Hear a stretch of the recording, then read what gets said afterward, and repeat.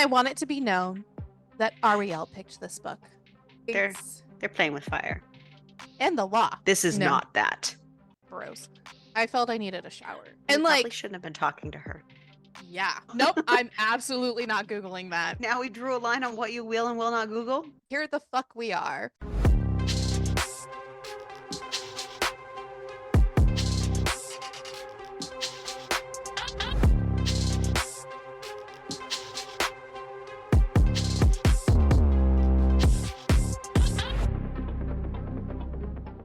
How you feeling? Tired. Yeah. What happens next? Okay. So, of course, they have to have a family dinner because they have to meet, the family and everything because now they're going to get married. So she has to meet the mom and the family and all this other stuff. But so, like, Jiwan's like, oh, I have high expectations now based on that proposal because, and she's going to need some nice shit for this family dinner. Her friend had also the night before, so like it gets into a flashback, had stopped by her apartment to give her an actual birthday gift, and it's this really nice pair of red shoes. Now, I forgot to mention when we first started this whole entire thing that the best friend in her previous life wore these exact red shoes, and the red shoes are how she knew that it was her best friend fucking the husband before she actually physically caught them, because she walked into her house and the shoes are right there in front of the door. But these shoes that she's giving her as a gift, exact same red shoes. They actually end up being very important later on when we figure out everything has to happen. This is like the shoes, then the best friend was eating candy. That also has to be part of it. And then the falling on the glass table. All of those things are connected and they are like a theme throughout the rest of everything. So, anyways. Also, the other gift that this best friend is going to give her is cooking classes that she's going to pay for. Now, Jiwan can't cook. And in Asian culture, like the wife has to cook everything. Right. Jiwan remembers that the husband's mom in the past, because she has not met the mom currently in this present time. In the past, his mom was so mean to her because she couldn't cook and made her stay. Yeah, in the future. The mom made her like cook in front of her and like continue to do things until she could cook because the mom is a piece of shit. The mom is so fucking mean, by the way. And so Jiwan and the friend are going to go to this cooking class together. The main reason that the friend is buying this is she knows that Jiwan can't cook and she knows that his mom is going to be there. She's a psycho, so she knows who this woman is and she wants her to look bad in front of this mom. So they go together. And when they get there, the mom doesn't know who Jiwan is and she is so fucking rude to her and like is like, oh, I can see what kind of a family you were raised in and blah, blah, blah, and all this other stuff. And Jiwan is also slow with like cutting and all this other stuff. And like, she's like, why are you being so slow? Blah, blah, blah, blah. And she just makes a ton. But Jiwan makes the perfect fucking food. And she gets complimented by like the people who run this thing. And like, and it's because she retained all the skills because obviously she still has all these skills. She may have be reliving, but she knows all these things. It's great. Yeah. There's also like this whole side story of one of her coworkers has a very, very shitty husband who does not work. And she gets a phone call from her kid, and her kid is like toddler. The kid is hungry and the husband's not there. The husband just left this kid in a house alone. And she goes to do this and she is stuck in traffic and she sees like the security guy from Ji Hook's family guy. Their whole side story is so cute. And he ends up picking her up, going to the house, blah, blah, blah, blah, blah. She actually becomes an integral part of the story later on. But anyways, before the dinner, the best friend calls the husband and he goes out. So the Sumin, the piece of shit best friend, and then, the piece of shit Jiwan's husband, they have a phone call. He goes outside before this family dinner and then they fuck in the car. So Jiwan, though, knows that the mom is going to be late to this dinner because the mom purposely shows up late, like, because she's an asshole. And fucking so Jiwan's like, I'm gonna show up late. So the husband's there calling Jiwan, be like, why are you not here? My mom's here. The mom's not there, by the way, yet. He's like, my mom's here. My family's here. Where are you? Blah, blah, blah, blah, blah. And this bitch shows up dressed to the fucking nines because they went on a huge shopping spree. The husband did because she needed nice stuff. And oh my God, guess what? The mom realizes this is the bitch from the cooking class. And she, by the way, Jiwan, badass at fucking dinner. And this mom tries to like rule everything. Like, you need to be able to cook for your husband. Like, she's basically trying to be like, you're a woman, here's your place type of thing, because she's got That's how she runs her household.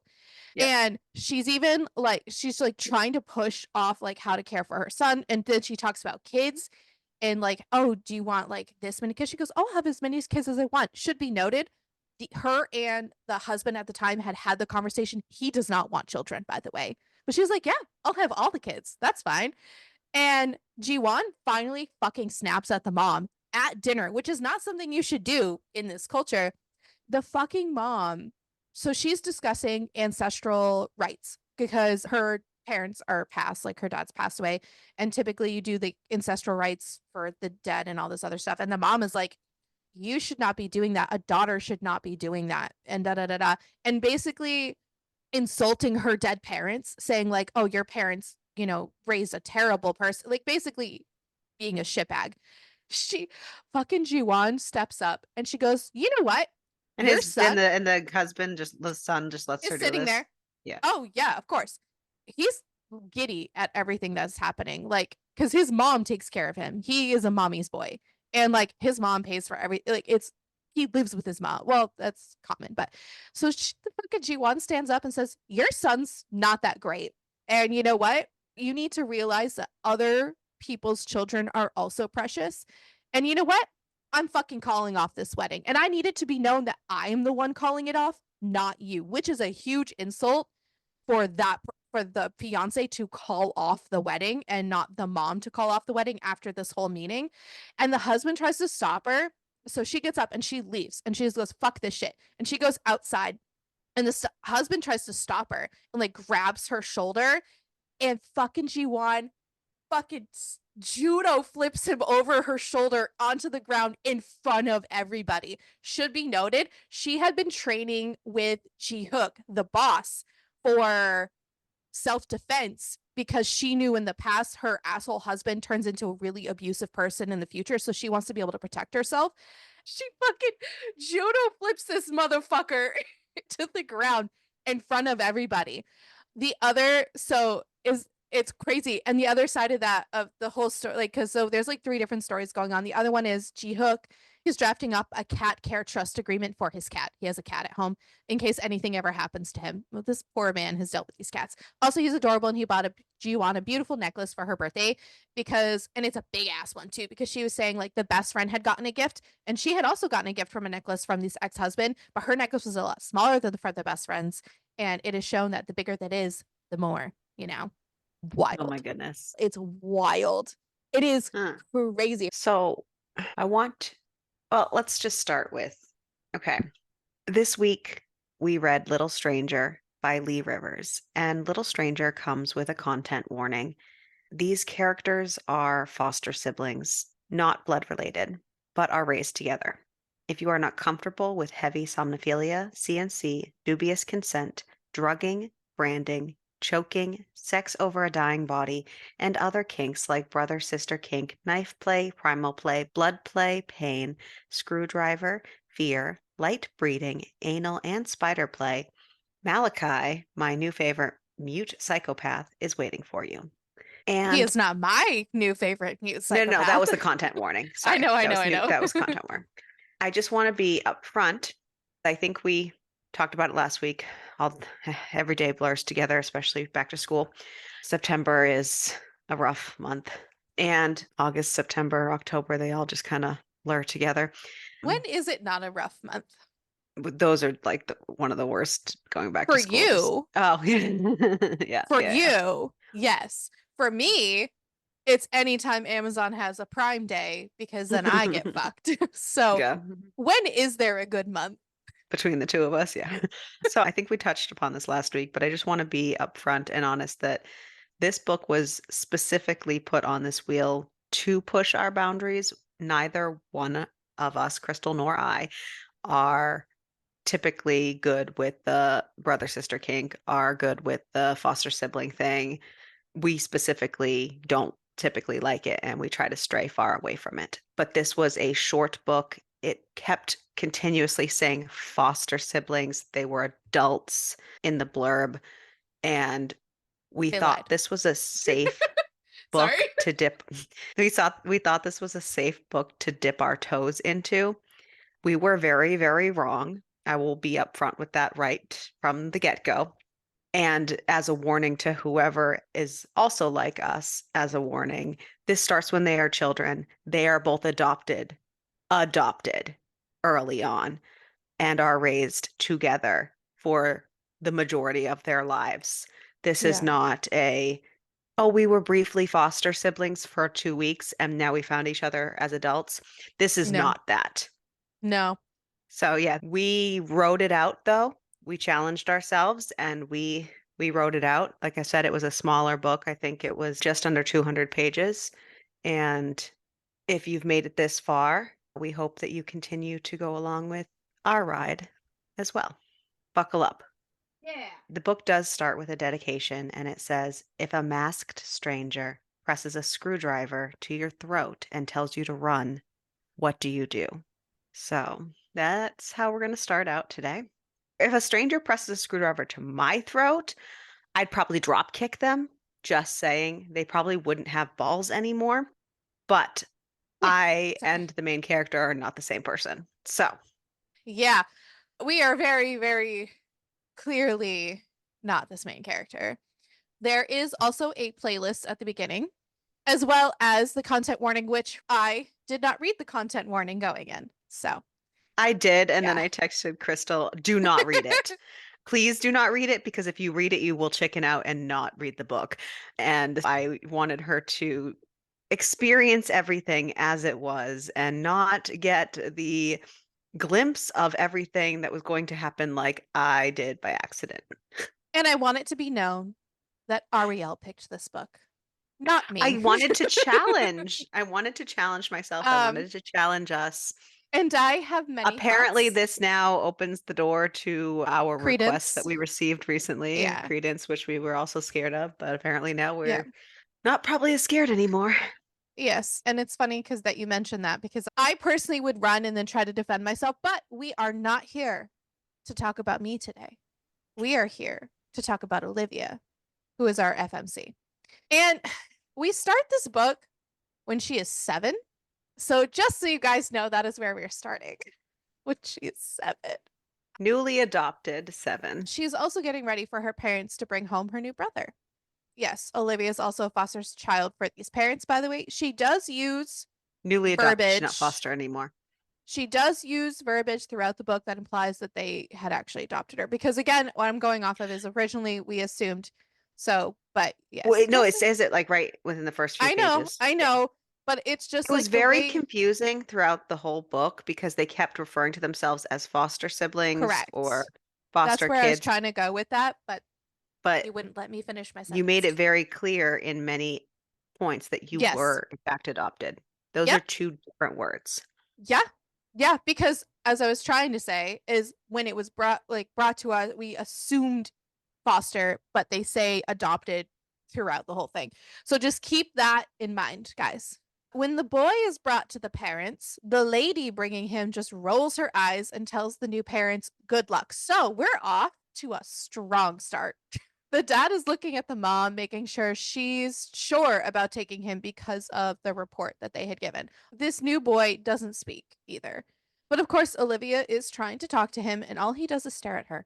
She's asking him all kinds of questions, as you know, a 7-year-old would do, especially someone super excited about getting like a new brother. And he eventually just like points to revolving doors and offers his hand. And I mean, the parents are still talking to the lady. So she's like, okay. And she takes his hand and they take off. She's laughing and having a great time, by the way. He is trying to escape. They do get caught by the parents, though. And of course, the dad is like super aggressive about it and like threatens to send him back.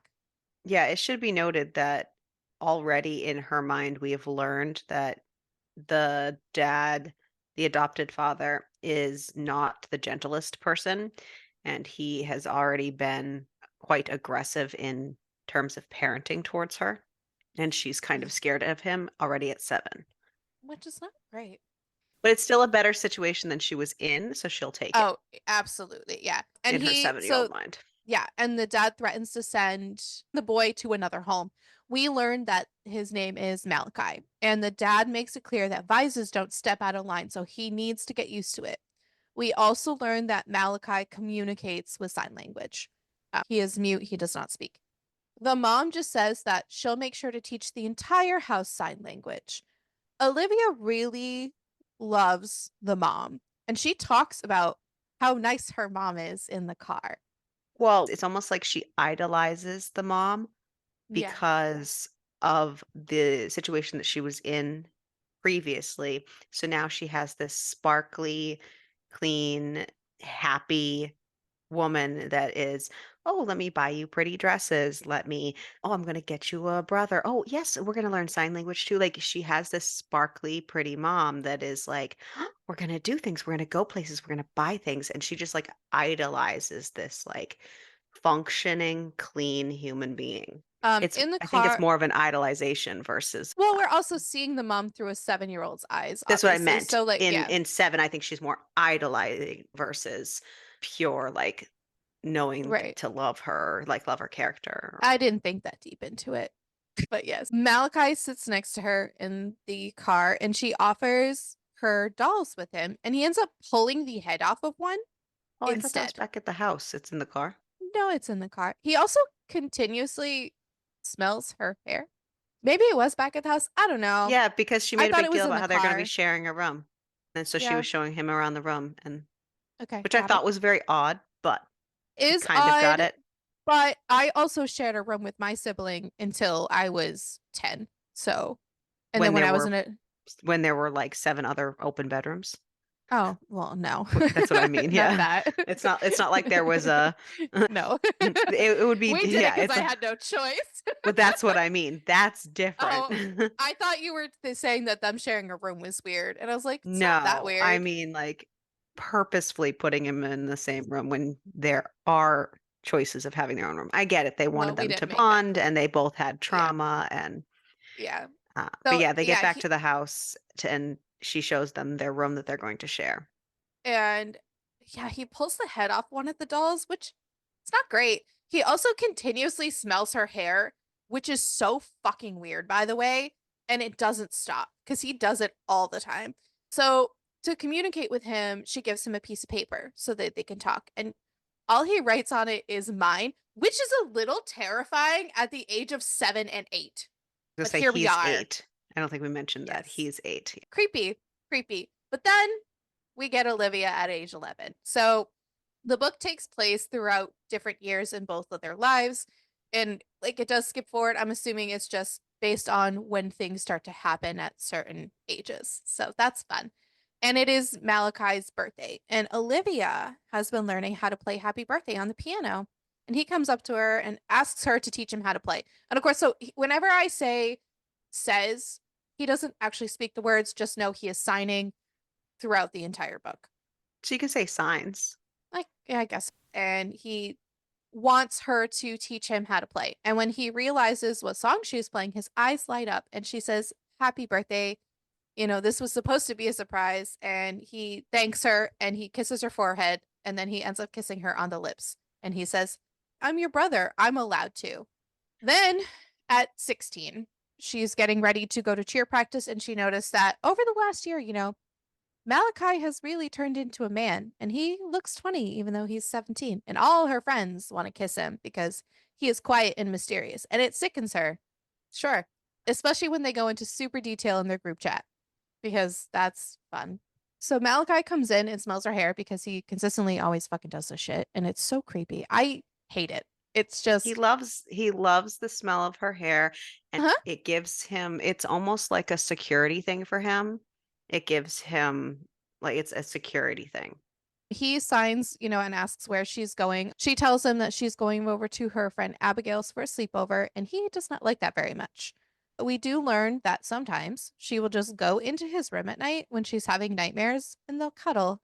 Well, because we learned that recently, right before this, that so when she was 11 and had did the happy birthday thing for him, and he kissed her on the lips, and she was like taken aback by it. He said, "No, it's okay because we're siblings. It's fine." Right. And so they continued to do that pretty regularly until she was 16.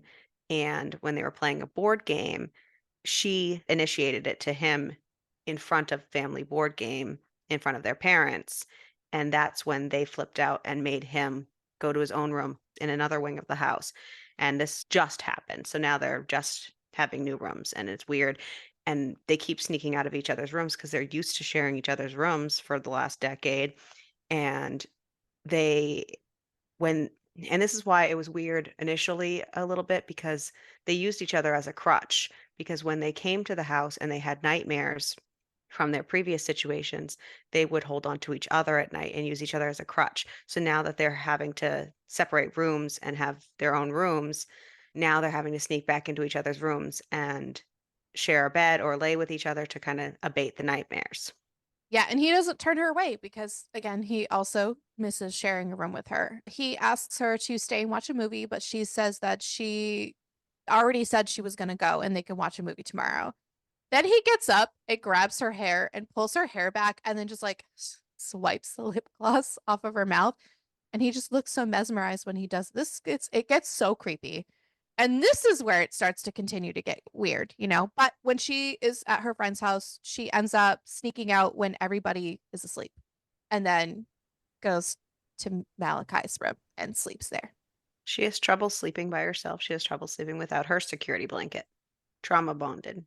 Oh, they're trauma bonded, oh, for sure. That's Then we have Olivia at age 18, and she is currently not happy with Malachi because he just bought a spider, and she is terrified of spiders. The spider is a tarantula. We also learn that the parents are currently out and potentially meeting a new foster kid soon. Olivia is hoping that it is not another brother because Malachi is already enough and he is super possessive and she doesn't want to deal with another one of those. She also admits she loves him to herself, but she also has a lot of really strange thoughts about him.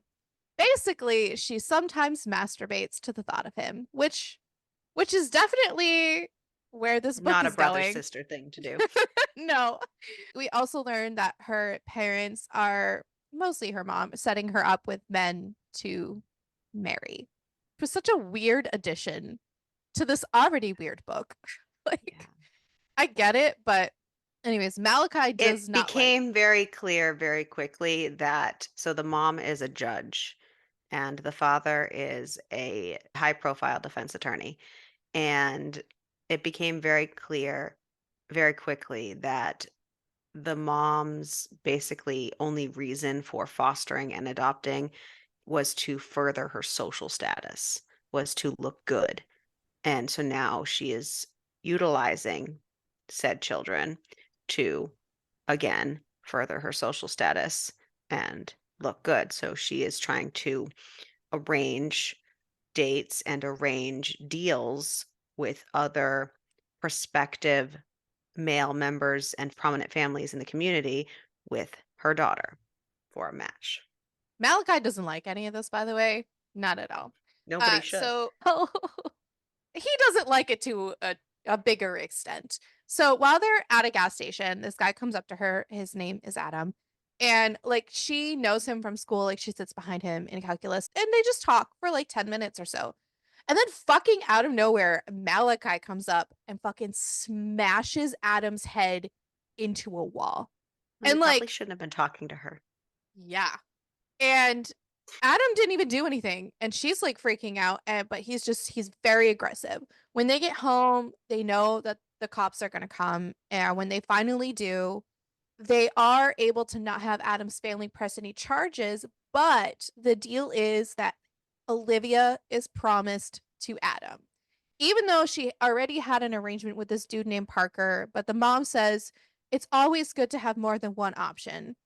It's just crazy. The dad doesn't really like this very much, actually. And like he doesn't like the situation. And later on that night, Olivia's mom talks with her and says, you know, your father Yeah, it's wasn't clear pleased that the about. mother is the one driving this social Yes. status, not the father. She says, you know, your father wasn't pleased about my suggestion that you go on a date with that boy, but it was Adam's parents' condition for not having Malachi charged. The mom asks if Malachi has ever hurt her, and she goes, no, why would he? And the mom says, well, Malachi isn't like us. His controlling and possessive tendencies over you are dangerous. He won't speak to a therapist and he won't touch his medication. and I fear he really needs both. We learn that Malachi has ASPD, and the mom talks about the fact that maybe they should ask him to leave now that he's 19. But Olivia says if he goes, I go. So they really do We still also continue. learned that Malachi has stopped communicating with the mom and the dad in any way, and the only person that he will sign or communicate Is with Olivia. is Olivia. So the mom is basically like, well, you should encourage him to move out because you're the only one he's talking to. She Why are you says, putting that on her? right? But they really do have such a codependent relationship. And Olivia's mom tells her, like, don't be stupid. Why would you do that? Like, Malachi needs space and no restriction. And if he's living under our roof, he needs to abide by their rules. But Olivia reiterates that if Malachi goes, she will leave with him. They brought them up as a team, and Mm-hmm. now they're like, what did you Yeah. think was going to happen? Right? Like the parents say, like, oh, but we love him, but he's dangerous and unpredictable. And Olivia does end up kicking the They mom. can't use him like they use Olivia. He's not Nope. like a pawn able to, so No. it's not.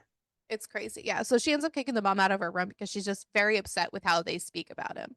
Later on that night, while she's looking up ASPD, she realizes that despite everything she feels towards Malachi, he might not feel the same way, but then she smacks herself because, oh my God, he is her brother. So obviously, he's not going to feel the same way. He's possessive of her because she's his sister, not because he wants to fuck her, because her brain, she wants to fuck him. Like, when everybody is asleep, she climbs out of her window and heads over to his. So there's like a ledge she can climb across to get to Malachi's balcony outside of his room. And he never locks his balcony because that's how they go in between the rooms so that the parents don't, That's the freak only out. way, right? Yeah. And it's Uh, dangerous. yes. But when she gets in there, he's listening to music and working out. And she asks him why he did that today. And she's also realizing that she might have a crush on him, which you wouldn't think you had a crush on him when you were thinking that you want to fuck him. Jesus Christ. But she says, Well, there's a difference between, I know. so I It's can just kind of get that concept. mhm, Like, wait, I think it's a little different between actually being sexually attracted. I think I'm actually just like actually like him. Like, gross. I felt I needed a shower so after we this. have to remember that I they are know, I know, I not know. actually blood related. It's Yeah, still weird which becomes harder and harder to remember when they literally when refer to each I other know as brother that and sister I the know. whole time. Oh, Just know I they got off on tried that, I so swear. hard. They I know. really did. And that's the thing is like, I think that if that hadn't been brought in, so we'll get into that later on. Yeah. Anyways, so she says that their mom told her to speak to him about something and says that she thinks you need help in a therapist and to be medicated. He's still not talking to her. He's just letting Olivia talk at this point and he's just moving about his room. And then he like signs to her to like come here after he grabs his tarantula out of the glass tank. And he asks her if she's going out with the dickhead. That's how he refers to him as. And she says that mom had set up the dinner date for this weekend because there's multiple guys going on and he just he doesn't like any of the situation. And she says, like, I can't say no because I have to do this. This is something that is required of me to do. And I can't say She no. almost feels, I think, indebted to them for rescuing her. And so Yeah. she just does whatever they ask her. Which is just them taking advantage of her trauma even more. It's so crazy. This Oh, mom absolutely. sucks. Then he tries to put the tarantula on her wrist and she starts screaming because obviously she is terrified. She gets thrown onto the bed or she throws herself onto the bed. I can't remember which one it was. And he ends up climbing on top of her and covering her mouth with his hand. And then she can also feel how hard he is because of this situation. She tries to get up and tells him that she'll just sleep in her own room, but he tells her, get in bed and I will be there in a minute. Okay, we're going here. Not yet, guys. Don't worry. But it's still creepy. They fall asleep. They cuddle. They fall asleep. And she wakes up in the middle of the night and she cannot get back to sleep, especially since how they're laying, his cock is hard and pressing against her ass. And she ends up like rubbing herself up. Like, That this is ass gonna, up. yep, she backed that ass up on a stick. And she's hoping that maybe he didn't realize Because he that was this happened sleeping, because she thought. he was sleeping. So she's like, okay, it's fine. But he ends up, after she does it, he digs his fingers into her skin and then he releases her thigh. And then so Like she holds on tight. rolls, Don't yeah, move. yeah. And then he ends up rolling on his back. And then so she rolls over and like puts her thigh over his legs. And when she turns to face him, he grabs her hand and puts it on his dick over the shorts, by the way. And she hesitates a little bit, but her fingers also kind of curl around it. But then she goes, no, we're brother and sister. I can't. And it's wrong. And he just says, well, then don't grind your ass on my cock and I won't accept the invitation. She I asks him mean, she asks him if he sees her as a sister, and he just says, "You're mine." The problem is he never denies the sister thing. He just says, "You're mine," and I'm like, okay. After that night and that whole situation, their cuddling kind of changes a little bit. I mean, they both know that it's frowned upon, and their parents would be absolutely mortified if they knew that they were that close. But here the fuck we are. they don't care. They like One of each the other. They're mornings they're playing with fire. and the law. It's And they're technically not. not. They're no, Well, it's if they're not because they're but not blood related. yeah, but it's still weird because would it? I'm not gonna look it up because I Weird? don't need my. Yes. No, no, Illegal? no, no, no, No. no, no, no. Well, so it's not even if they're adopted siblings. I think it depends on your state, but no, I don't think so. It should I be. don't know. It's so weird. It should be. Sorry. Crystal's gonna go on a Google session now. Nope, I'm absolutely not googling that because that is something I definitely Oh, don't now want. we found a line on what we drew a line on what you will and will not Google. Do you really think that I want to put what is considered incest into my thing? Oh, but you'll Google what have you Googled in the past? That we me and Angie didn't want to Google? Yeah, but incest is illegal, and I don't want to Google illegal things on my computer. You've definitely Googled illegal things before. I don't think so. I don't know. I will Google the lifespan of a leprechaun and other things that are not real. Mpreg, that's different. Yeah, That's why we that. Googled the last time. But that's different. That's not the same as Googling about fucking incest, Ariel. Not the same. We found the line of what Crystal will and will not Google. I don't want any of that, okay? I don't need the FBI coming to knock on my door. Come and knock on my door. Yeah, absolutely We've been fucking waiting not. for you. Oh my God. Okay. So one of the mornings, the mom came to knock on her door. And Malachi had to roll under the bed because obviously he's not supposed to be in there. And he overheard the mom thanking her for going out on dates with Adam and Parker. And after that moment, he did not talk to her for nearly 2 weeks. After the 2 weeks is up, they went back to cuddling. And every time they lay together, she always gets the urge to just touch him. And of course, one of the times she He ends up couldn't kissing his cheek. he couldn't go past that. She's like I said, she is his safety net. She is his safety blanket and vice versa. So even though Yeah. he is frustrated with the situation and tried to shut her out, which she gets very frustrated when he tries to shut her out, they can't stay mad at each other for long. Nope. Which, I mean, okay. So, yes, she kisses his cheek while he's sleeping, and then she gets a little like handsy and starts to like graze her fingers on him and then also touches his dick bearskin and then wraps her fingers around. But then he shifts and she instantly lets go. So she's pushing the boundaries while he's sleeping, and their relationship gets weird. They're going to go camping for the weekend with their family. And when they're in the car, he wants her to hold his hand. And she asks, why? And he signs, do I need a reason? Give me your hand, or I'll tell mom you touched my dick while I was asleep. Well, you thought I was asleep. Yeah. They end up holding hands. She also gets jealous about him because he had gone out with friends the night before, and she just thinks about it and she just gets jealous about thinking of him going out with his friends and thinking that he was with a girl, which they get jealous over the craziest shit. They are going to end up sharing a tent. Well, the parents share a tent because the dad's like, who do you guys want a tent with?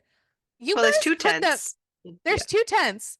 And I'm just like thinking, you guys put these people on the opposite sides of the house, like away from each other, but you Was want them to years ship. ago. They've grown and matured since then, so they might be Yeah, fine. okay, The sure. father's probably like, yes, family camping day, let's go. Yeah, yeah. So they share a tent. While they're in this tent, he tells her he wants to see her naked. That could escalate it. But they're going to make a game of it, though.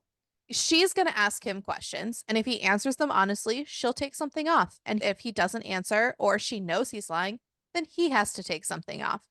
And the game starts to get a little weird. And it finally gets to the point where she That's going to be asks, your word of the day, huh? Weird. yeah, it is. Deal with it. Crystal describes this book in one word. Weird. That's not the exact word I would use to describe this book, but it finally gets to the point where she asks if he sees her as a sister. And instead of answering, he takes off his flannel. We also learn through her asking that he has piercings, but he does not tell her where they are. She starts to get a little concerned that the parents are going to walk in, like, to this tent, but it doesn't matter. They're still here and they end up with her almost naked. When she finally asks why he attacked Adam, he just says he was trying to take what's mine. You were mine when we were kids and you're mine now. You'll always be mine. He also admits to her that he has seen her masturbate because he has cameras in her room. He asks if he had asked her to touch herself right now, would she? Olivia says, I would do anything you asked me under the condition that it stays a secret. And instead of answering, he pulls his pants down and just she stares at it, imagining his dick in her mouth. He asks if he can taste her, and she says, no, like you said, you wouldn't touch me. And he tells her, then fine, touch yourself. And that it'll be our secret little sister. And she tells him, please don't call me your little sister right now. And he just says, you are my sister, my dirty little sister who's going to touch herself in front of me. Show your big brother what you sound like when you come. And this is what Yeah. I was like, So I thought the this was supposed to be foster. Why do we have to bring the sister part into well, this? and they were only foster until he was adopted. So they're not really foster siblings. They're adopted siblings. They are siblings. But the fact that they can't even just be like, no, we're not related. We're going to just do this anyways because we can't get past this and we're going to ignore the fact that we're sister and brother. No, instead they're embracing it and they're using it as endearing terms every single chance they get. Uh-huh. And that is the part that it was why? Why? Yeah. So she masturbates in front of him. And when she's done, she asks if he still wants to taste her. And he says yes. So she lets him lick her off of her fingers. And then he lunges at her to try to kiss her. And she says, no, we didn't agree to that. Her brain is thinking, yes. She's physically saying no. But she just keeps repeating that we can't, we're brother and sister. And he tells her to stop saying that because they're not blood related. And she's not his real sister. So what's the problem? She tells him that this was a mistake, and then they hear the parents talking, but they just think that the kids are sleeping. Right. They went Here. to go on a hike Oh, and they are now coming back and they can hear them coming back because obviously they're in a tent and it's not and an they just actual wall. thank God they didn't hear her coming, so that's fine. Sorry, not to say it. But she is already regretting everything. After Forget. this, No regrets. no regrets. Regrets. No regrets. Regrets. Then after this, Malachi doesn't speak to her for a few weeks again. She also like in this like time period invites Parker over, thinking that at least Malachi would sneak in and try to strangle him. So she is just trying to get a reaction out of him. But now her worst nightmare is happening, and Malachi is on a date with this girl named Anna. Trying to And make like, her jealous. yeah, she wouldn't say she's a possessive person, but something about him hugging someone else makes her very uneasy. She texts him and asks him how the date's going, but then she slaps herself on the forehead because why would she message him at all? And she really does think that he's doing all of this on purpose just to fuck with her. But she realizes she's being a little bit hypocritical because her mom has been forcing her into dates for the past 6 months. You think? Okay. But then Malachi, after, comes into her room and scares the fucking shit out of her. Like she had taken a shower and he came in. She tells him that she found his cameras and she threw them all in the trash. He tells her that she didn't find them all. Olivia says, you need to go to your own room. I need to get dressed. You can't ignore me for weeks and then crawl back into my life. It's not fair. I'm not interested in your push and pull anymore. You can't pick and choose when to speak to me. But then he takes a step towards her, and the back of her knees hit the bed. And she tells him the bedroom door's locked. She's getting super turned on. It should be noted. This is she's only in a towel. He tells her that she should just get under the blanket. And so she does, and then he also slips under the blanket. And she asks again how the date was, and he just says it was over as soon as it started. And asks her why she's mad at him and she says, because you can't shut me out after what happened in the tent. You said you wouldn't touch me, and then you tried to kiss me, and then you were gone. We learn that the reason the date was over as soon as it started is because he's not experienced. And then he asks her to show him things. So that's what she's going to do. They end up kissing, and so she's showing him how to kiss, and then she explains to him that she really likes rough kisses because he starts like moving his hand up to her And throat. she has experience because her mother keeps forcing her to go on these dates Yeah, and interact with these boys. I yeah, think it's this moment that we learned that her mother had recently forced her to be alone with Adam, and that his parents basically locked them in a room together and wouldn't let them come out until they had slept together. yeah. And Adam didn't want to do any of this, so he was basically a fumbling, crying idiot. Not, I shouldn't say idiot, but she thought that of him because she Yeah. was basically like, we just have to do what we have to do. But Hmm. Adam was not her first either. That ding, ding, ding, her mother and Parker's parents arranged a deal to sell her virginity to Parker. So that's why she has experience and he doesn't, because he's Yeah. considered the quiet, silent weirdo at school. But here we are, and all she could think about is that she really wants Malachi to pull off his underwear so that she can feel him inside of her, which is insane, considering this is just practice for him. And that is, that's not why I thought this was insane, but that's fine.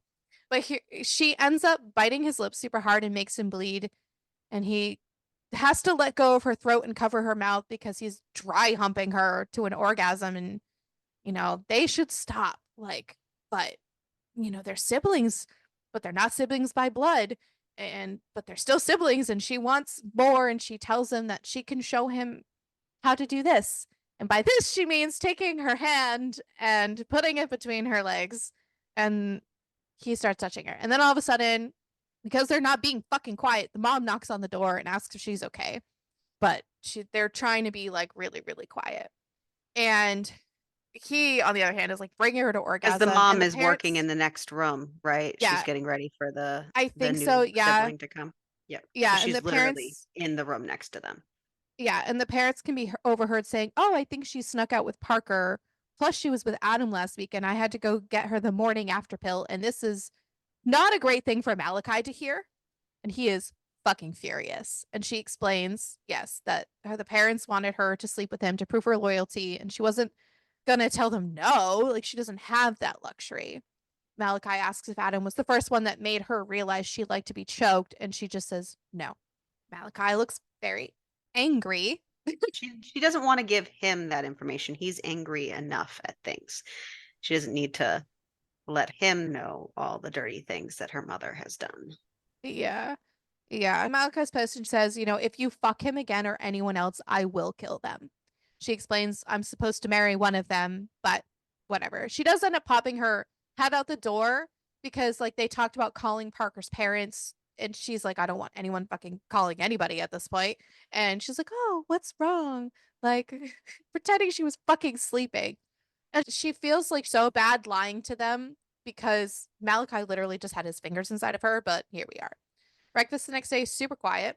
And she tells Malachi, hey, like, don't get mad about what I'm about to say to you. I'm staying at Parker's place tonight. Mom arranged it, but I was only teaching you last night. So, you know what to do. That's where the lessons need to end. And he says they end when I say they end and tells her to go to his room. Malachi says, I want you to show and teach me what it's like to have lips like yours around my cock. And then he leaves and he heads up to his room. Kind of. Well, he heads that way. She decides she's not fucking going there. And she heads down to the garage to her car. But before she can get into her car, Malachi grabs her and then kisses her. I hate all of their interactions. Just it makes my skin crawl. It's fine. he asks her to teach her more, and she's just like, fine, but you need to stop being a dickhead to me, you know. So 2 hours before Parker is supposed to be picking her up, she sneaks out of her window and goes up to the balcony for This was Malachi. wild. She ends up blowing him on the balcony, which the dad sees, but he doesn't know that it's her. And he just says, "Who take whoever that is into your goddamn bedroom." He just sees Uh, the two figures on the balcony. yeah. Malachi signs. I wonder what he would think if he knows his precious daughter was the one sucking his son's cock like the filthy little fucking whore she is. Yeah. Yep. After she's done, he tells her, because he finishes in her mouth, and he tells her, go kiss your future husband, little sister. And when you do, you better think about me and all the ways that I would fuck you in his blood. So that's great. She is out with Parker. And It was after, supposed like, to be a date with the two of them, but he wanted to yeah, hang out with his friends. So yeah. So he insisted she go with him to this party. He had taken 4 lines. All of his friends are fucking idiots. And basically, yes, this is the guy that her mom paid to fuck her. And it's her father's business partner's son and potential future husband. And basically, all of his friends are dickheads. And Parker pretty much was, not pretty much, he was offering her up to his friends to like share her. it And when should she be noted says, he's not even like 18 years old either. He's what, like 25? Not that yeah, it should matter, but it he's matters. not even like a She's young fucking 18. fuck. But I meant like No, he's not even like can't be like, oh, he was just a young idiot. Yeah, no. no, he's not a young idiot. He's just an ass. And when Yeah. she says she's going home, he hits her and tells her, unless you want the world to know your mom sold your virginity to me for 5 grand, I'd open up those pretty lips of yours. And I just hate him. He is such a piece of shit. All of a sudden, da da da da, Malachi appears. She texts Malachi her location because she only had like a quick minute. And she's like, that's all she had time to text him. But she had to do something because she's like, I'm in a room full of all these men, and Parker just hit me. And now he thinks I'm going to do sexual favors for his friends. Like, I need help.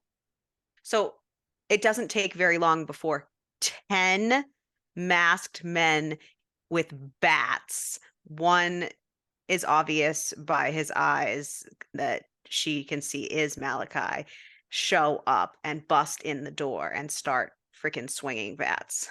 It wasn't just Malachi. He came with a freaking troop. They get home. Malachi is covered in blood. Clearly, the parents are freaking out. And Olivia just says to the mom, the next time you pair me up with someone, make sure he isn't a piece of shit. Parker and his friends were going to attack me. He said if I didn't agree to it, he would tell the world you paid him to take my virginity. The dad is And she should pissed. probably not have said that in front of the dad and Malachi. No.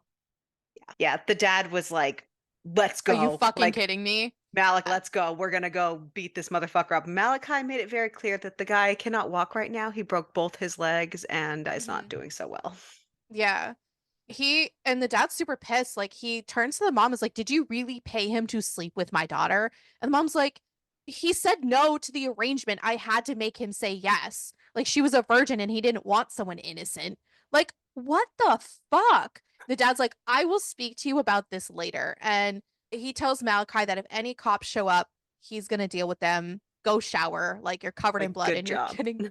Yeah. All Olivia can think about is now the agreement with Parker's family is over and she's probably going to have to marry Adam. But at least she knows that Adam won't hurt her because he's too delicate and soft. Yeah, so she's currently showering and Malachi comes in and signs to her if she's all right and says that none of it was her fault. He also tells her that you aren't going out with anyone else. Tell the other dude to fuck off.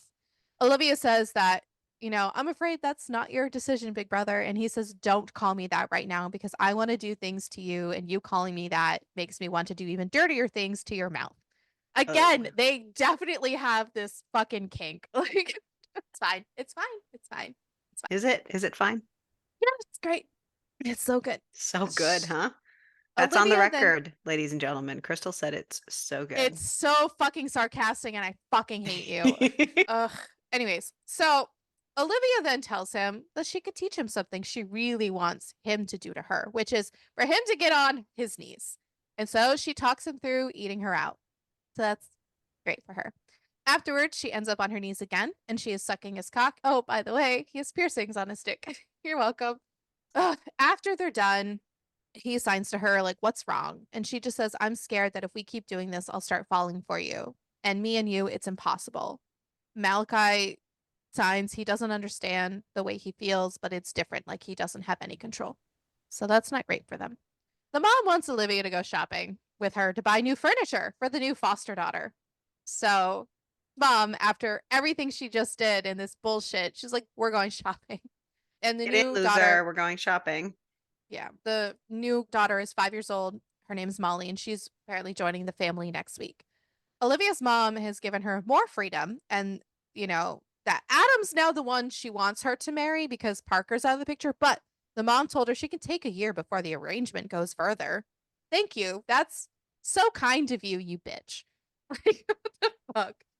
The father has apologized to Olivia, saying he would never sell his daughter's virginity and that he's contemplating divorcing their mom over her actions, but he does still love her, so he won't. Olivia announces she's going to go over to her friend Abby's house that night for her 19th birthday, and she signs to Malachi that he cannot try to tell her what to do.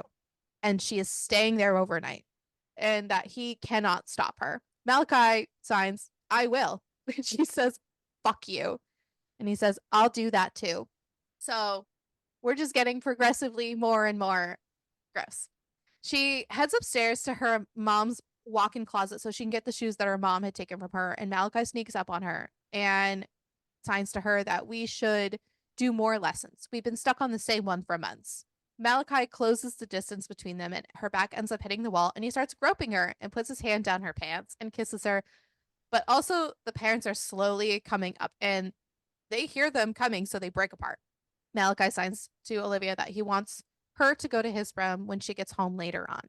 Olivia says that we'll move to our next lesson. I want to hear your voice while I'm bouncing all over your cock. I'm not going to continue saying what she calls him because we all know what she says. He That texts like her, escalated so quickly because at first she was like, no, no. And then she was like, okay, I'm gonna fuck you. yeah. He texts her saying, since you're teaching me everything, will you teach me how to say your name? I think I might fuck up the pronunciation a few times, but he wants to know how to say it, which is kind of sweet if the rest of this wasn't so creepy. Right. It should be noted that he is a selective mute due to trauma. So that's why he is saying that he wants to try to say her name and that she's Yeah, because encouraging he it has not spoken. since he was 5.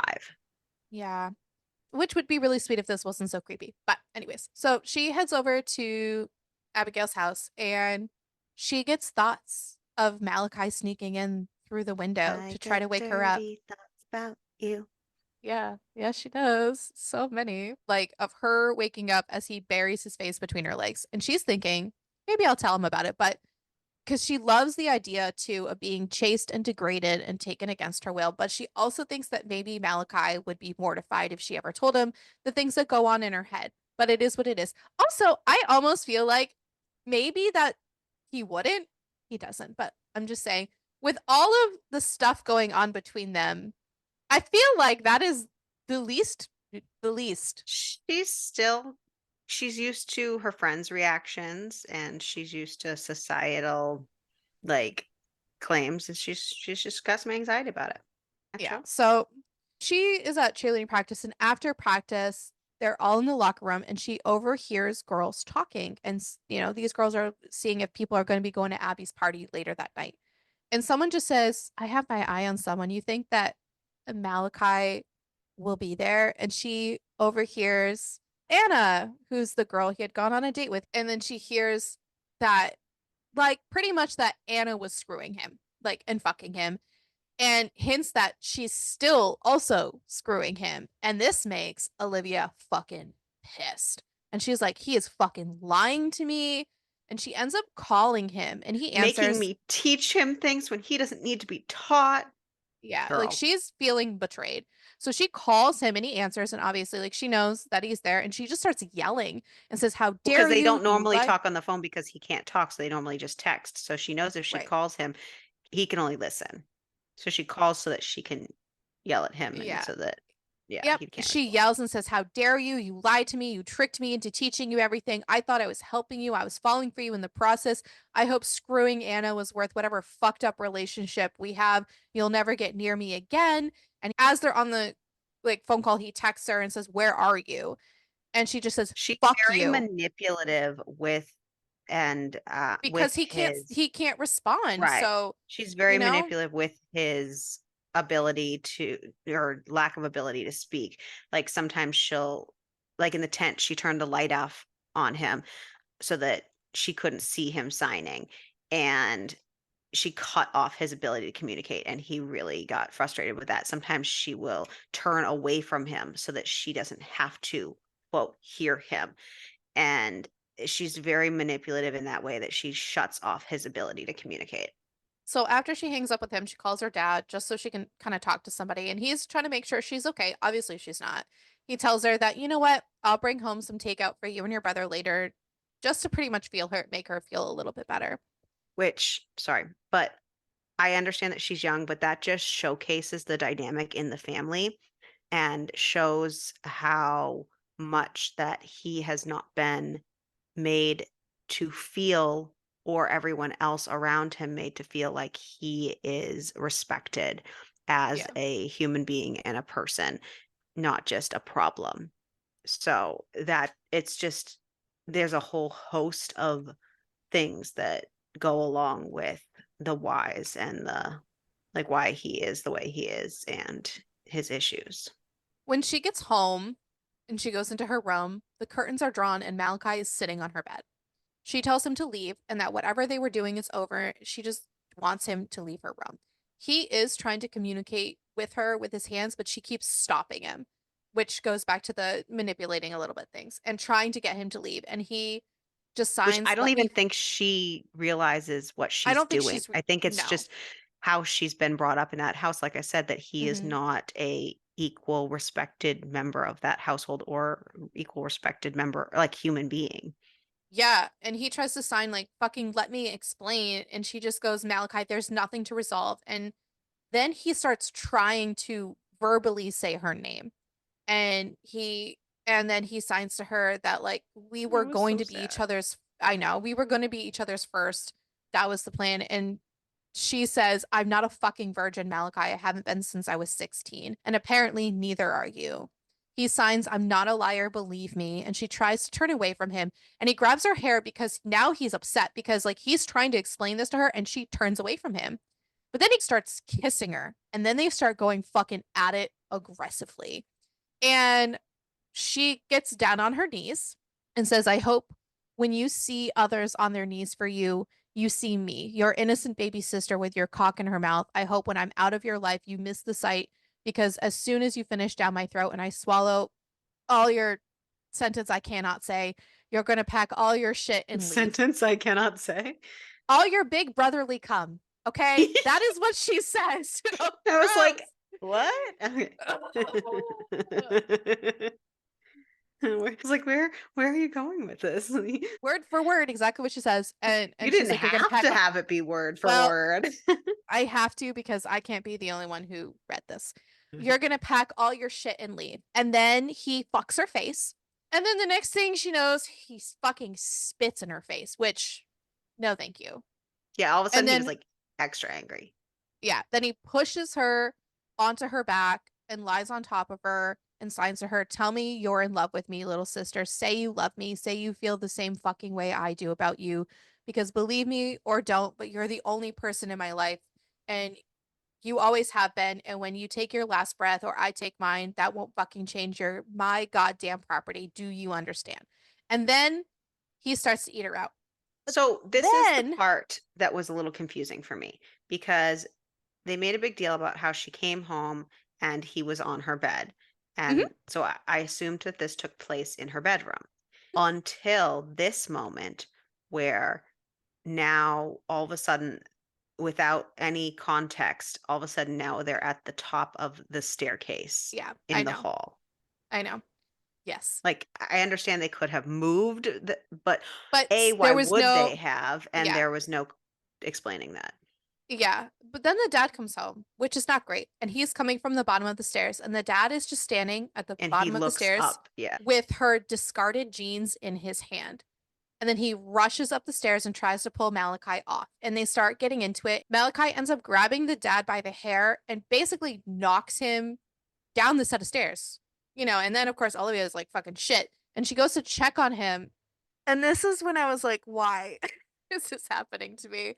And as she's checking on him, Malachi ends up fucking her on top of her dad's unconscious body in his blood. And then it gets weird, which is, Because they both like it.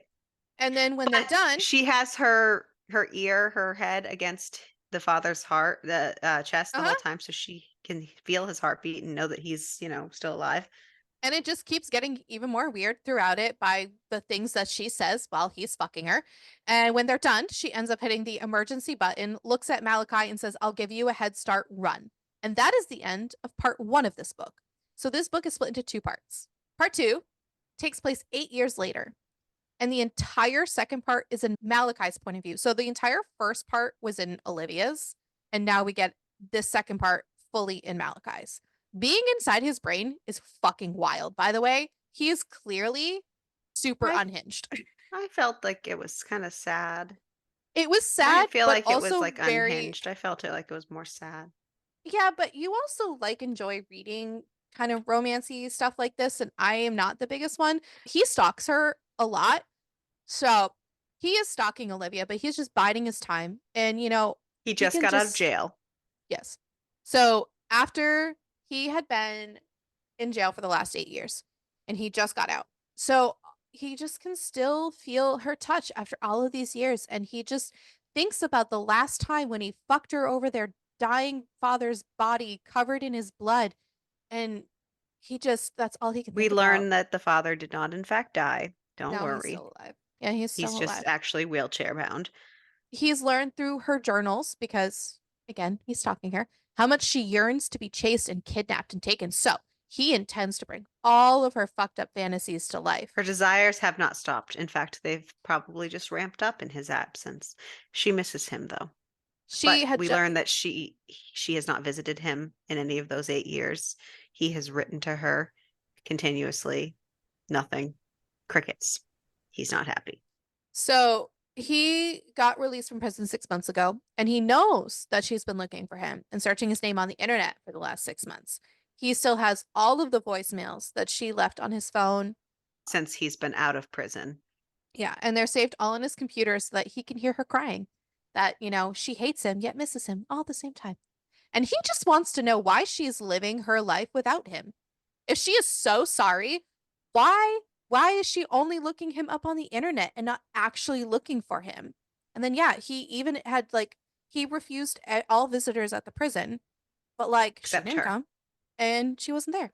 And he wrote her countless letters to visit, pleaded with her, begged Yeah. her. So, yeah, but so his plan is he's going to break her the way that she broke him.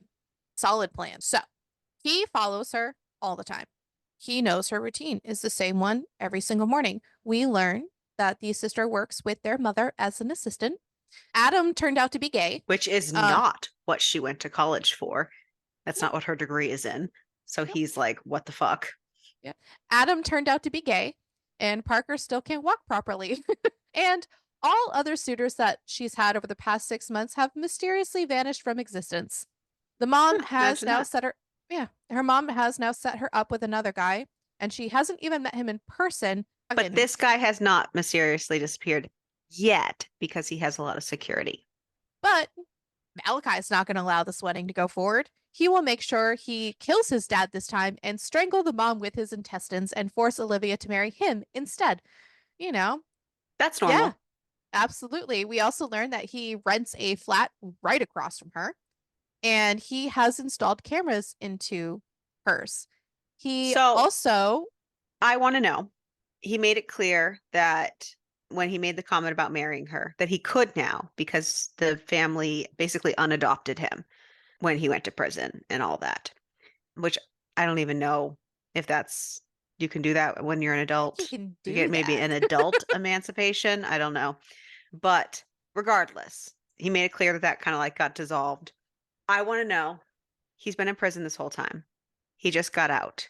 How does he have all this money? How does he have I don't money know. right now to do nothing but stay home all day and stalk this woman, pay for apartments, pay for houses, pay for vehicles, pay for security cameras, pay for computers, pay for.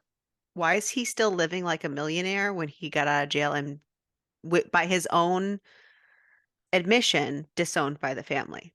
I don't know. There is one comment further down the line regarding the house that he bought it with the money that the mother gave to him, So I'm but wondering if the mom paid him off to stay away. or I don't paid him know. off to dissolve the, I got no idea. but it wasn't spelled out and it wasn't clear.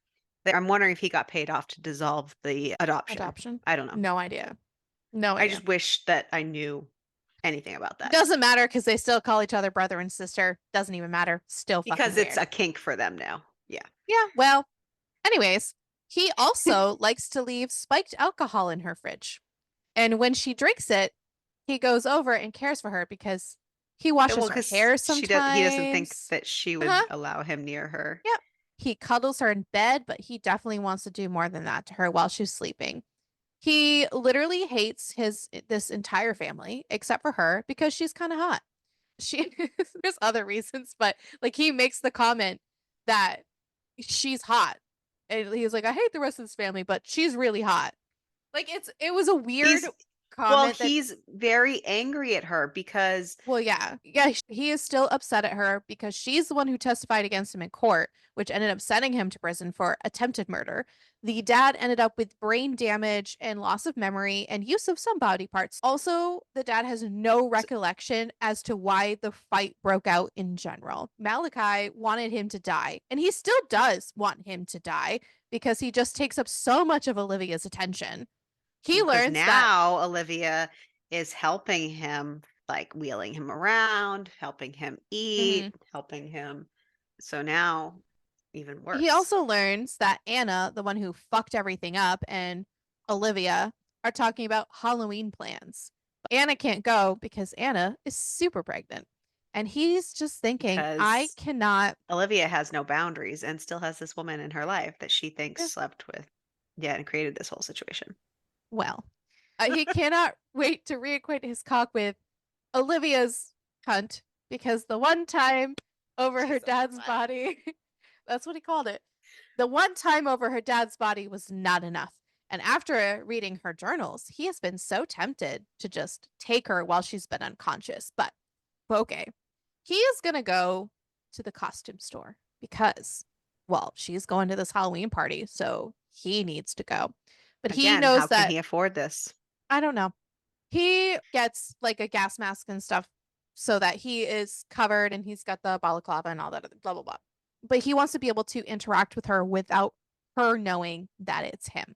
And this whole thing will cover face, eyes, whatever. And there's nothing more that he can think would be greater than Olivia not knowing it's him behind the mask while she sucks his cock. When he gets home, Because he also is frustrated because he has seen her make eyes at him across the street when he has had his helmet on. And so he's frustrated because she's been interested in this stranger across the street, but the stranger's him, and he's jealous of himself and mad. we didn't say he was mentally stable. It's very clear he is mentally not well.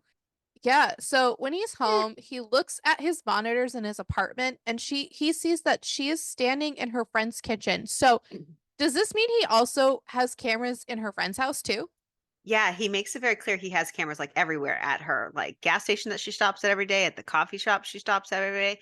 Like again, how does he has the means to do this? I don't know. And And hasn't Olivia's been just caught and all this stuff. I don't know. yeah, Olivia's just touching her friend's pregnant belly and he sees like and she's like happy about it and he sees no reason why she's happy because babies are just a reincarnation of the devil and his opinion is that, you know what? No. And yeah, he wants to fill her up with his cum, but like he doesn't want her to get pregnant because that would just be a fucking disaster. His first year in prison, he thought that Olivia was being silent and avoiding him because she was pregnant, but thankfully she is still childless. And on birth control. So no pregnancy. But like, what if this part gets really weird, just so you know. But like, what if her future husband wants to knock her up? And this sets him on looking up online to see if there is a way to perform a hysterectomy safely at home. That's where we're at. There's no way, by the way. He also He leaves realizes her. that knocking the other guy out and sterilizing him is probably a better option anyways. He also leaves gifts in her apartment for her all the time, and he loves seeing her reaction every single time she receives these gifts. So, yeah. When she gets home, she ends up drinking her wine He and she just passes out. likes to take care of her. So she passes out after drinking her wine, and he heads in and he just loves feeling the warmth of her against him and wondering if she would allow him to do that if she was conscious. He doubts it, but whatever. He carries her to the bathroom. He ends up, you know, looking at her while she's asleep, and all he could think about is, ugh, when he read that in her journal, she wrote, if Malachi was free, I'd want him to make all my fantasies come true. And then he starts touching her while she is unconscious. Which was And one then of her he ends up fantasies. fucking her also while Which she's was one of her unconscious. which was one of her fantasies. Yeah, she actually moans his name and he pauses for a second, but he realizes that maybe she's just dreaming of him. Afterwards, he cleans her up, puts her in pajamas, tucks her in a bed, kisses her forehead because he had done all this in the bathroom, cleans the tub with a cloth to clean up everything and make sure everything in this apartment is left exactly as it was before. He also goes through her phone. Except the stuff he wants Right, to right, right. strategically. He goes through her phone and stumbles upon an album labeled M and has pictures of the newspaper clippings from the arrest, all pictures and videos when they were younger. And he thinks back to when he was on the witness box and he let the entire world know how much of a whore his sister was and how she was always on her knees for him and that their mother sold her virginity and basically everything, but he got labeled as a madman. So, but he also refused to plead insanity. But after tonight, after this, he is going to be actively fucking Olivia because, he hasn't had sex in 8 years and she came all over his cock and whimpered his name. So she definitely liked it. And what kind of a brother would he be if he didn't give her more? But he's also pissed because in her recent journal entries, she talks about being lonely and she really does not like her future husband because he's not attractive. And she thinks that he'll most likely cheat on her like her brother did. And he says, listen, in his head, he does not say this out loud. I didn't cheat. We weren't in a relationship. I was her secret little fuck boy. And he also sees the stack of letters because he's going through her side table. Stack of letters that he wrote to her, and she has them strapped together with like a little rubber band in the drawer. And he just looks at her and brushes his fingers through her hair and hopes she isn't sore tomorrow, but He does hopes, not. He hopes she is. he really does. He also hopes that she is in agony and that when she wakes up, she's going to be confused and probably think she had a bad dream and he'll be watching her. I'm not gonna lie, the second half of this book was just so fucking unhinged. we went from creepy to unhinged, like swapped. But anyways, Well, they're adults now. he watches Olivia some more and he leaves. The next day, he continues to watch her because that's what he does. And he sees that she has sent text messages saying that, oh, I'm going to be heading home from work early. And she's going to head over to Abigail's house, her friend, before going to this Halloween festival y thing. Because, Oh, he can because read all her it text was 2 days messages. later. Yeah, it was 2 days later. Sorry. Because the next day she had called into work because she had woken up sore, and That's right. he was happy about that. Because he's a psycho, but it's fine.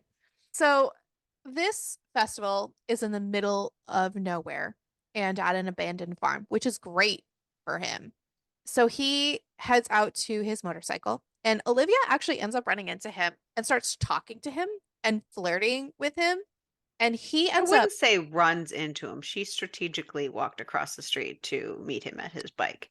I just was sure. She got brave and he got mad because she Well, yeah. So he ends up like, and she's flirting with him, and he ends up actually speaking to her. And he tells her that his name is Kai. And like later on, he goes, why the fuck did I say my name? Like, it's close enough. well, he can only say like a couple So syllables at a many. time and a Yeah. couple words at a time, and so he was just trying to Yeah. communicate the way he could. Yeah. And she invites him to And the he knew he Halloween couldn't thing. sign in front of her because that would be a dead That would give giveaway. it away. Duh. So she invites him to the Halloween thing and hands over her phone number. she is annoying him because she just asked someone who she's never seen on a date. And like, he could be ugly He still or a has his predator helmet on. or Yeah. a murderer. And she's just giving a free invitation. But of course, He's all those he's, things. yeah, he's totally going to go. And he ends up texting her and they ask each other if they're single. And all he can think of is technically she's only half single. She neglected to mention that her mom lined her up with a husband. He tells her that he doesn't do relationships. And she just says, "What do you do then?"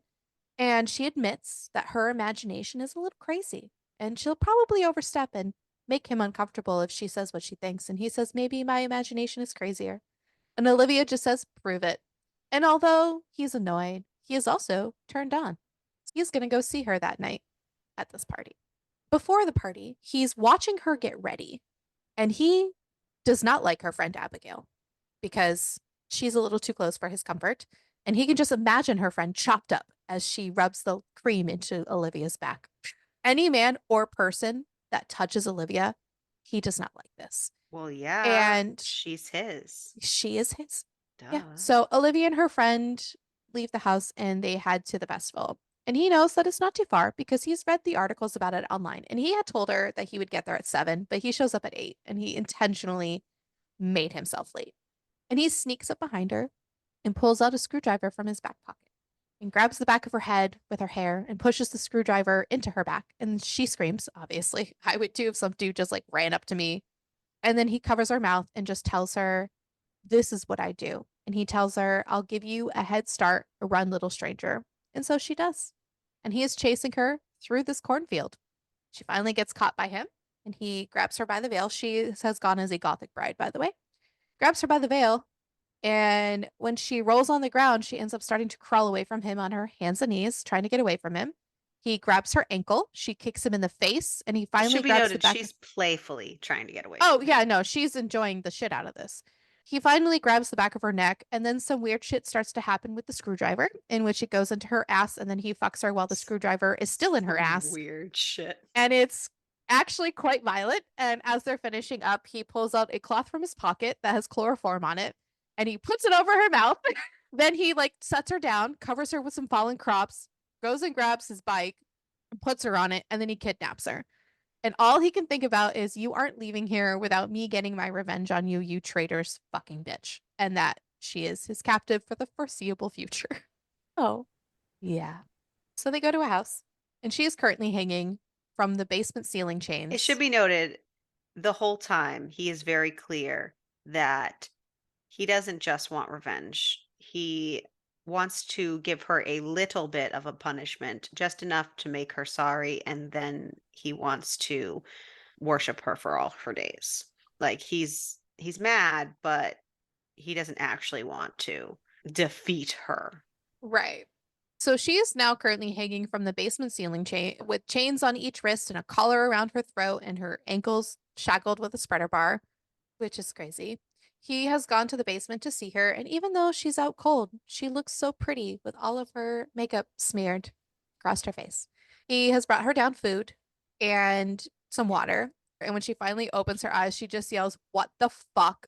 Let me go." He ends up feeding her the sandwich, and while she is chewing, he starts to touch her. He had texted all of her friends saying that she went home with her biker friend and that she would reach out soon, so no one's going to be looking for her, which I would be concerned if I was those friends. But okay. They weren't real friends though. Yeah, well, true. So he is still touching her. He fingers her and he pulls his fingers out of her and walks towards the small table and grabs the knife that is next to the plate. He cuts the rest of her corset off and then puts the blade of the knife to her spine and he slices her in different parts of her body. And she asks him to take his mask off. And she offers that, like, "If you take the mask off, I will suck your dick." And she tells him, like, "I have a brother, and if you hurt me, he'll find you."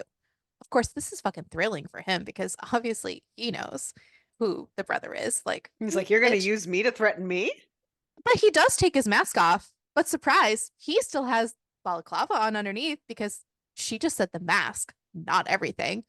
And He's like, she "A deal's a deal. Let's go." Yep. And then she gets on her knees and she comments on the fact that, oh my God, you're pierced. Inside, he's panicking. So he's got a Jacob's ladder and a hoop at the tip. And he's a little concerned that maybe she'll know that it's him because of this. So much weird shit ends up happening. He ends up burning her with a cigarette above her clit. And then he brands his initials underneath her breasts. And just so much. She falls asleep. And then 3 hours later, he's bored. So he's like, wakes her up. And she continues to talk about the fact that you have no idea who you're messing with. When he finds out, he's going to come for you. And then he grabs a knife, rolls up his sleeve, cuts into his flesh, and lets the blood trickle down her back. And he fucks her again while rubbing his blood on her body. After the sex part, he is annoyed because fucking the mom is emailing Olivia about setting a wedding date. And he just thinks, maybe I should kill her. Would the wedding still go ahead if the mother of the bride had been tragically ripped apart and fed to a pack of wolves? Holy shit. I He, mean, it's a yeah, solid concept. I You never mean, know. yeah, It might stop uh, the wedding maybe. But he's just sitting there playing with his tarantula, and the tarantula is new because the parents had killed the spider when he was arrested. So he is pissed. And he wants revenge for that too, because Olivia didn't even try to stop them. So he wakes her up and he has the spider crawl on her. It should And be noted obvi- that at this point, Olivia has been chained up for several days and that he has been toying with her and fucking her and mostly up the ass for several days. yeah, he really loves fucking her in the ass. So Olivia's Well, freaking out she because, journaled about it, how that's what she well, had wanted. true, I know, but she's obviously freaking out because she does not like spiders. She asks him to please take the spider off of her and she will do anything. And he just tells her, I like the way you scream. He tells her to scream louder, and then he starts fucking her. The spider, in the meantime, is crawling up the side of her face, and he starts whispering the itsy bitsy spider as he is fucking her, and the spider is crawling on her. When they're done, he goes to smell her hair and he frowns a bit because it doesn't smell like strawberries anymore, like it did when they got Because there. she's And he been chained up for realizes days. maybe he has chained her up too long and she's had enough. So he frees her wrists and takes her up into the bathroom and starts a tub for her, runs a comb through her hair, puts her in the tub. He strips down naked, but she's unconscious because she passed out after the whole sex and spider thing. While It she's should be still noted she's been unconscious, enjoying herself this whole time too. oh, absolutely. Yeah. While she's still unconscious, he's drying her off, brushing her teeth, puts her into bed, all that other stuff. And he himself gets stressed because he wants to cover like any of his tattoos and stuff up so she doesn't realize that it's him. He realizes, though, he can't sleep because if he sleeps, she could wake up before him and try to run away, and she cannot leave him again. So he curls up and lays next to her. And it reminds him of the first time in his bed when she thought he was asleep and rubbed her ass against his cock. And he said he was so fucking close to pushing the limit at that point, but he was a virgin and Olivia made him nervous. And it should be noted that she still makes him nervous. He puts Olivia onto her back and he gets between her legs. And while she's passed out, he starts to fuck her. And he's like, oh, he's never had her missionary, but he wants to look her in the eyeballs. And when she wakes up, she starts looking at him and she's like looking between both of his eyes. And she just says, Malachi. And he pauses and thinking, did he just imagine her saying his name? And then she says it again. Then she removes his balaclava and she just looks mesmerized. And she tells him, you can talk. Like she is shocked because obviously because he's been talking to her. And he just stares down at her and his lips are moving, but no sound is coming out. And then she starts grinding into him and tells him, I want to hear you moan again. And this is when it gets weird again. Let your little sister hear your voice. I want to feel the vibrations in your throat while you moan for me. And then they start fucking with her on top of him. So that's cool. When they're done, she asks him what the hell he's doing. He tells her that Anna lied. This part also I was a little pissy about. He tells her that Anna lied and that she was his first and only, and he promises. Olivia says, I had a feeling it was all lies. My friends were a little weird to me after the allegations about us. I hated you for what you did to Dad, but I missed you. I even had a feeling it was you all along, but I wanted you to punish me. You wouldn't have been locked away if it wasn't for me testifying. And like, what fucking took you so long? You were released months ago. Well, why did you never respond to him? Why did you never I visit him? know, right? That honestly, and that was never No. explained. He signs to her that he is sorry that he beat up dad, but he had made his life hell for no reason. He does miss mom, though, which I know. I was like, what? And he knows that they have a little sister and she seems nice, but he doesn't plan on speaking to her.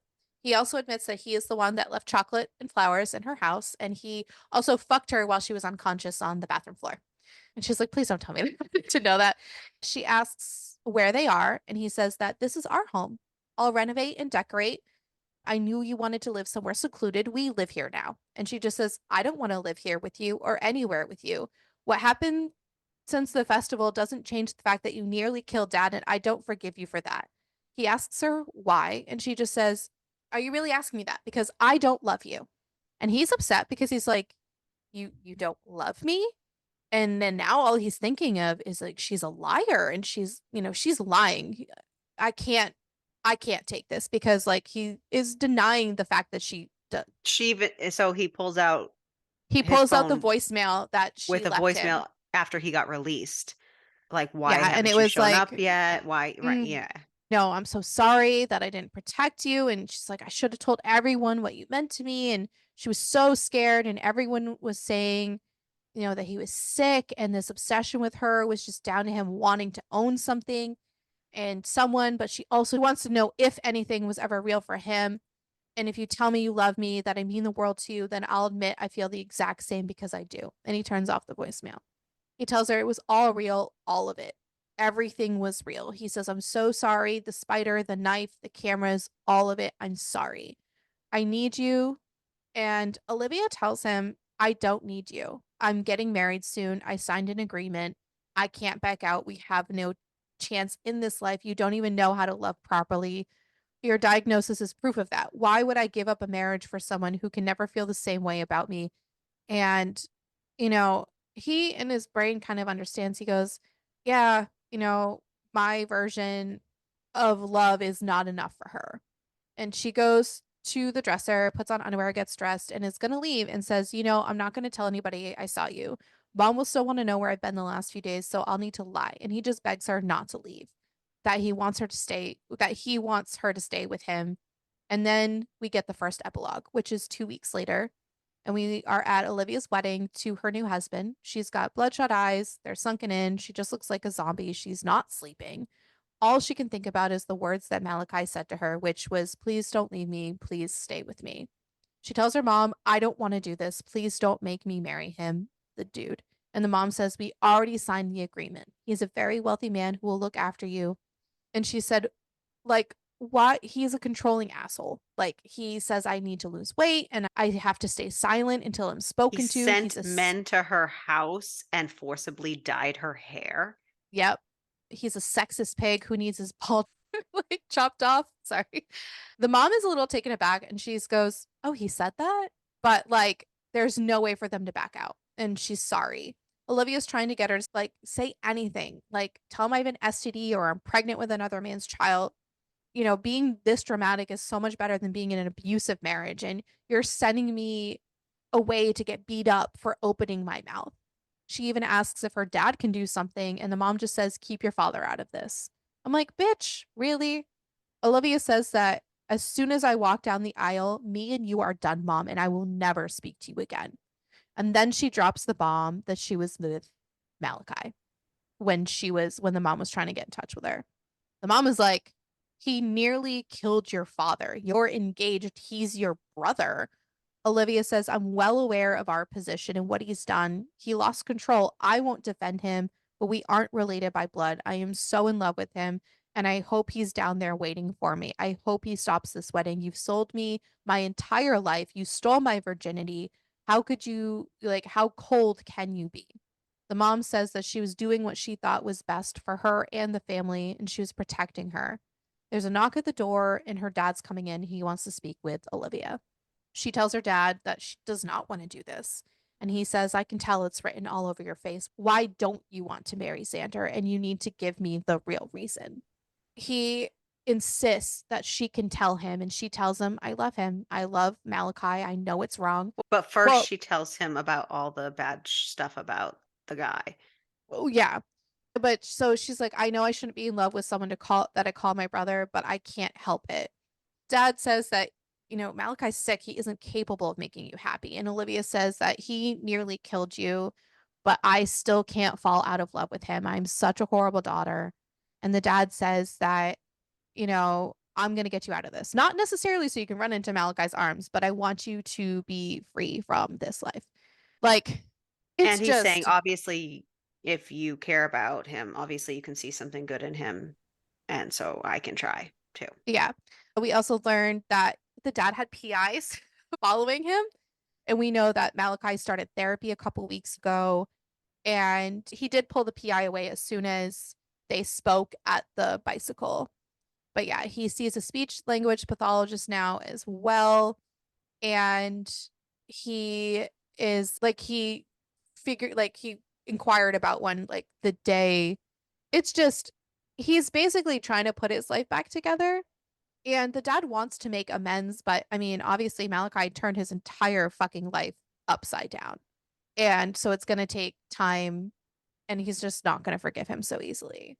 She is now like really hoping that Malachi will fucking stop this goddamn wedding because she does not want to marry this man. And she just says out loud That's to, pretty bold of her to hope and uh-huh, assume after he's what going to she stop. pulled. Right. Yeah. And she just says out loud, like, I should have chosen you. And she just is just thinking, like, my mom won.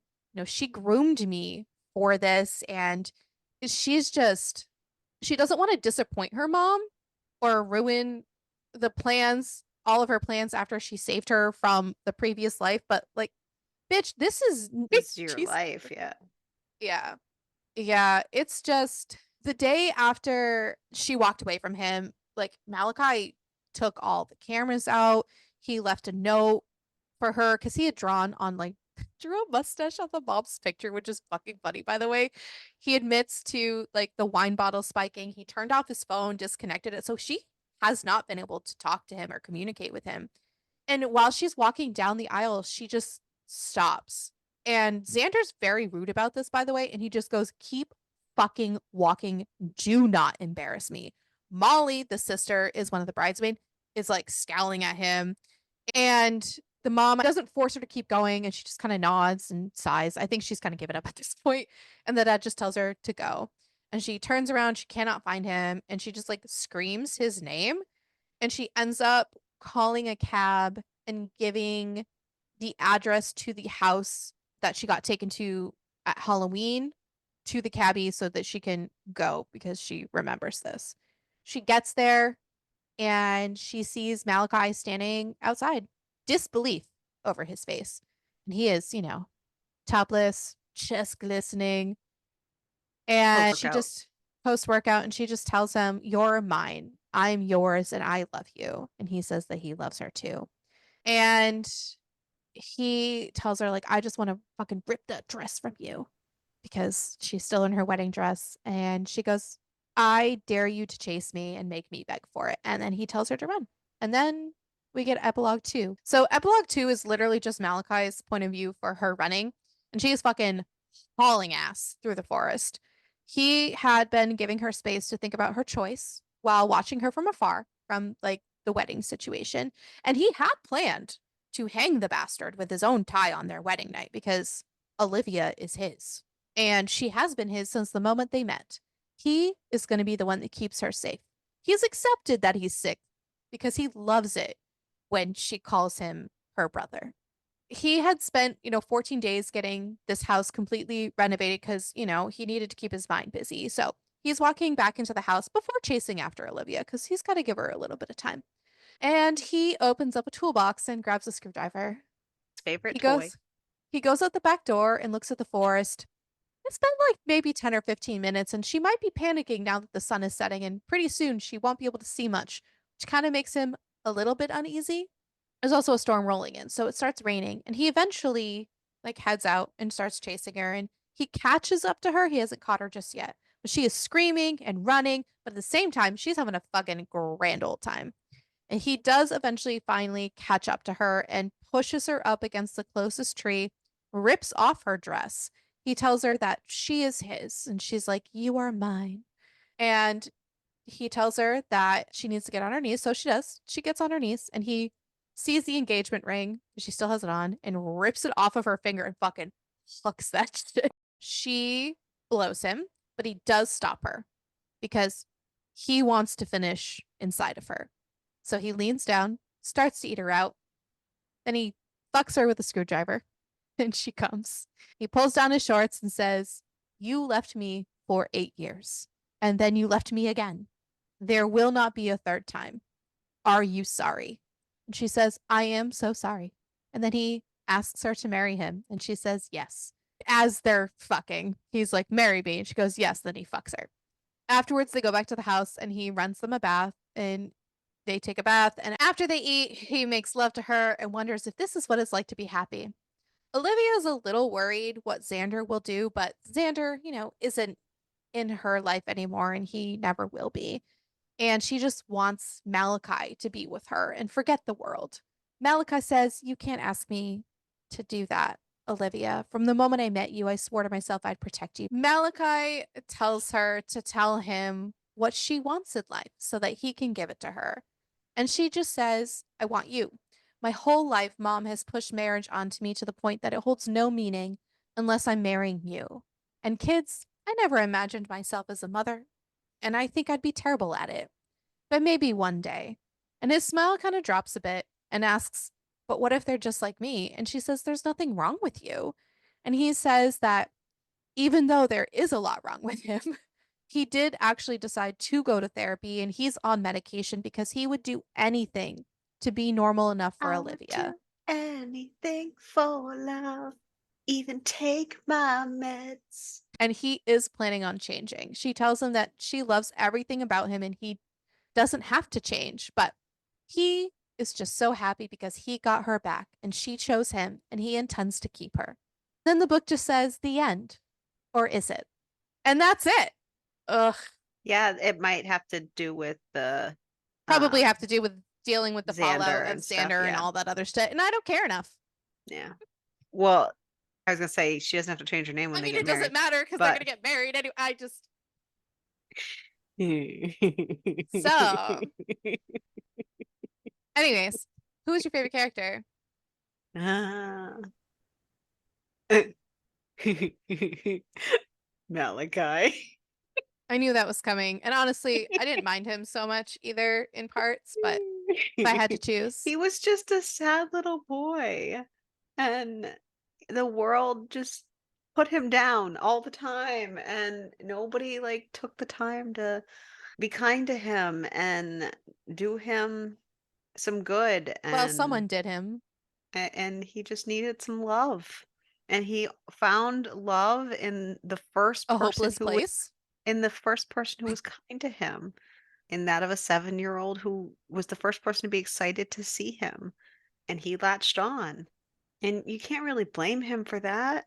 He just wanted someone to love him. He didn't even understand love. Who's your favorite?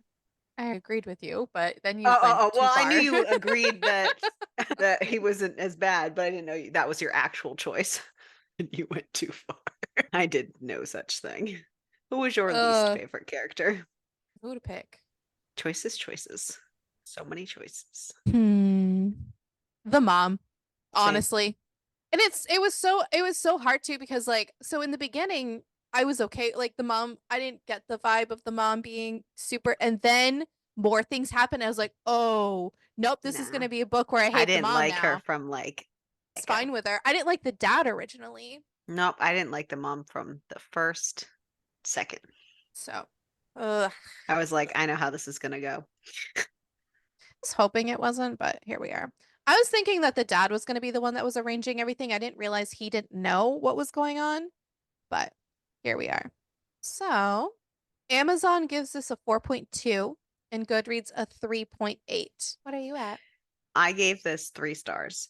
There were some holes that I was frustrated about, and overall, it's not necessarily my preferred style, but sometimes like the psychology-esque aspects intrigue me of these kind of books, so I was on board for some of it. Mm. Yeah, I was gonna give it a 3 too. It's not up my alley. Clearly, this is not typically we purposely chose this book because it's out of our comfort zone. So Mhm. that is not We just didn't why. expect it to go as far out as Yeah. intended. And it's not, and the rating is not based on that. Like, that's not No, why I gave it a 3. It's not due to the 'cause you aggressive probably amount wouldn't of have read it. little Honestly, sit. for me, No. a lot of it was them purposefully choosing to do the brother and sister repeatedly talking. That particular Yeah. verbiage bothered me more Yeah, than I think clarifying because they go back and forth with it being foster and also being right. adopted, I and I just really would like wish wish that was things were clarified clarified. more. Yeah. And I think that's why it would take it down for me. Obviously, like this is not something that I would have read on my own, especially knowing the trope of the brother sister thing. And that's just a personal preference, and everyone is entitled to their own personal thing. Like you do you, boo. That's fine. I don't care. But yeah, it was just I there were things that like I don't think that they're gonna get solved in the second half of the duet. But Yeah, I wonder if I'll have more questions. So I don't know if I would read this next one only because of the aggressive brother sister yeah, yeah, and where they verbiage. both enjoy that, I don't think that's going to go away at all. And I don't know. Like you can read this book without having to read the second book. Anyways, cucumber. Dude, I don't even know. I feel really gross. Need a shower. Sorry, that was too much. I don't know. For what it was, probably like a 4 or 5 maybe. I don't know. I'm going to say a 5. It was a shorter book, but it had a lot of scenes, but they weren't very lengthy or with super great detail, but with lots of variety. Except for we got fucking explanations about the fucking screwdriver. It was weird. There was certain things that were and certain things that weren't. You know what I mean? It Weren't. was a couple. It Hmm. was yeah. It That's wasn't a why 5 balanced for me. description. Survivability. Well, I think I would have stood up to the mom and not fucked my brother. So there's That wasn't the that. question. So I think I would have survived. Okay, I was like that. I was not asking those questions. I was asking the survivability question. It all I goes would. hand in hand. I agree with your exact Because points. I would I be. was going towards quality of life survival for Oh what it yeah. was. Wow. Agree. So. Oh man, Whew. we don't have much left. What are we gonna gonna top this with? I think Yeah, the we next, only yeah, have two what, more two books left, and they're left. both dark too. Let's find out which one it shall be.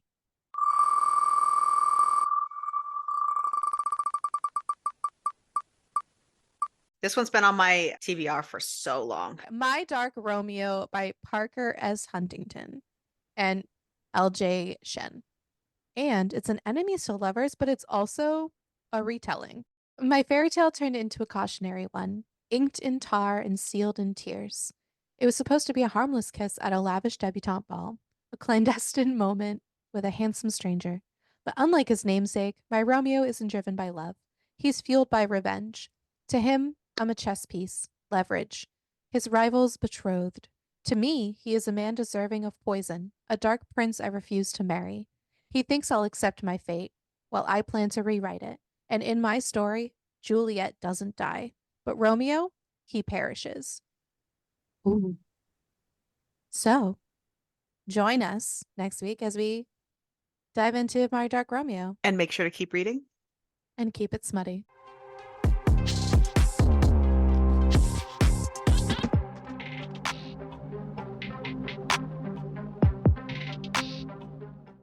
Oh fuck. Oh, fuck.